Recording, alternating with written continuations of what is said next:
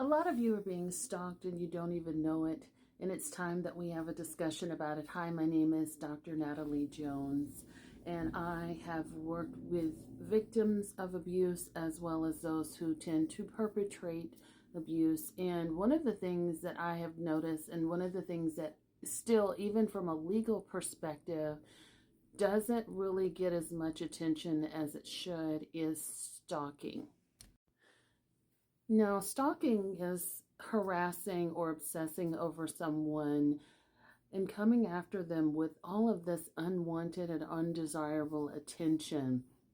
And I, in my perspective, in my experience, I've seen men who are more likely to stalk women, and I've seen women who stalk men and other romantic interests and other people that they admire and so much and so forth. And so stalking is not exclusively reserved for people that you are in a romantic relationship or you desire a romantic relationship with. It could be a fan, of a celebrity, or just someone that you admire or obsess over. And I think most of us have someone that we admire, right? And that a lot of us that are healthy, well-adjusted individuals can keep that boundary, right? We know, like, oh, this is someone I like, and I'll just look at their social media and I just love their clothes or whatever.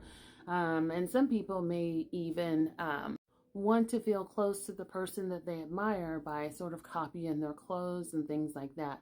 But here is where it gets to be really serious. And I think, again, one of the ways in which I hear a lot of people talking, especially on social media, you have these armchair like doctors, right?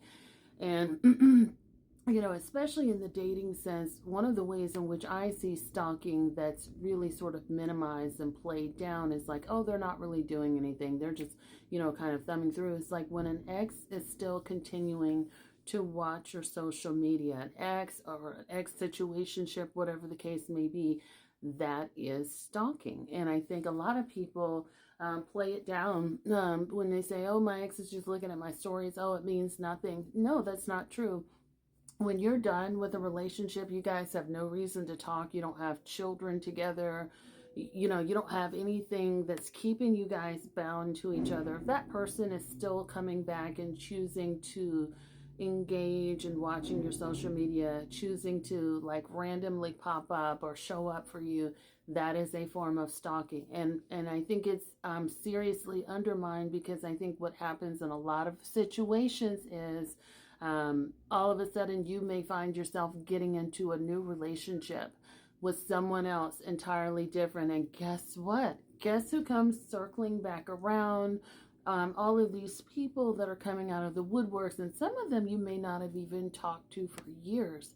But guess what? What they've been doing is they've been monitoring you, continuing to check in and see what's going on. And so they're very intentional about popping up. And that's why it's such a wild phenomenon that when many people get into a relationship, here come all of these people out of the woodworks that they haven't heard from for years, is because they've been silently stalking you over the years.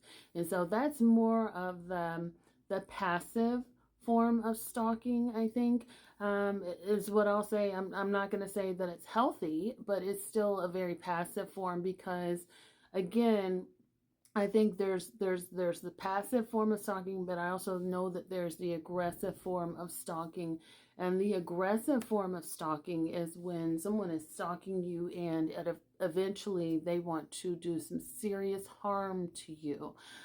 They've obsessed over you so much that they can't let go. They want to do harm to you. They don't want to see you move on. So let's say that same ex or whatever that comes out of the woodworks is aggressively stalking you.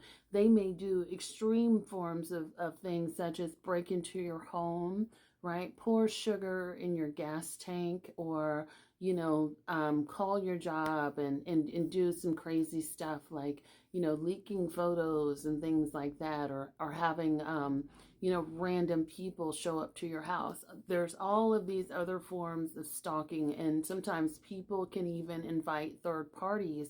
A lot of times there's third parties that are involved in stalking cases.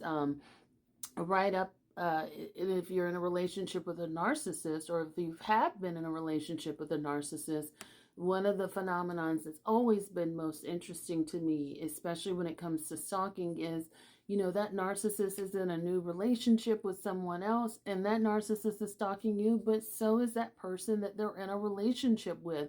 They're also stalking you. And usually I see this with men and women, male narcissists and female relationships that they're in. A lot of times what happens with the female that they're in a relationship with that stalks you is she also becomes enamored with you if you're another woman.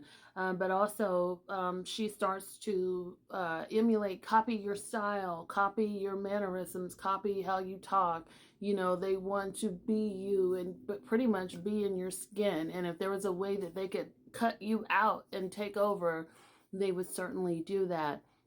And so it can be very serious. It is stalking is psychological warfare on a person. And here's another little something that I'll get into, and I'm happy to answer any questions. I'll try to answer any questions that you guys have about stalking. But here's another little tidbit of information.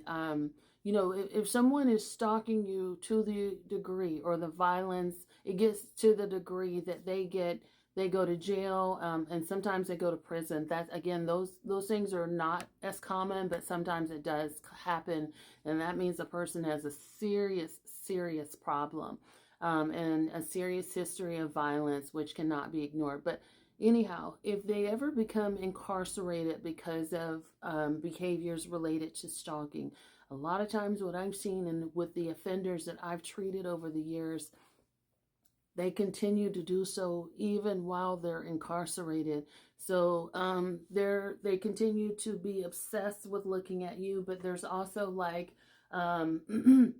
excuse me, a sense of the entitlement, and also being enraged with that person that they're stalking. How dare they, do this to me, and that kind of stuff. And they stew, and I've seen people sort of stew and harbor resentment and wanting to get their lick back, for 20, 30 plus years. I've worked with men and women who've done that.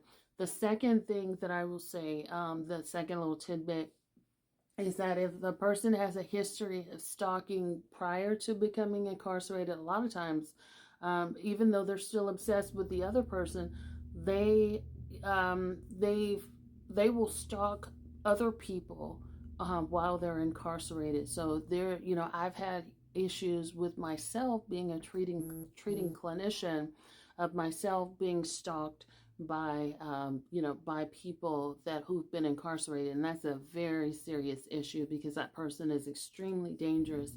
And a lot of times, when someone becomes dangerous like that, or they just can't let it go, then you got to put in and have them transferred somewhere else, just because it becomes a security and safety issue for someone such as myself, who worked in a prison for many years. But stalking should never be underestimated. But again, when someone is aggressively stalking you, I always think that that is the pipeline to wanting to murder or do some serious harm to someone, that they're escalating. And typically that's what I've seen, is like behaviors will escalate from passively popping up, passively looking at your social media, to aggressively like showing up, and they all of a sudden they have a knife, or they have a pew pew, or some other forms of, they're doing some property damage, or they're harming your animals and things like that. And so whenever people escalate like that, and there's also been very savvy ways of stalking. Digital stalking is another one that I think is not talked about, and I've seen a lot of this happen, especially with online dating. Digital stalking, that could lead to identity theft and all sorts of ways that people infringe upon your rights to privacy. Hope this helps.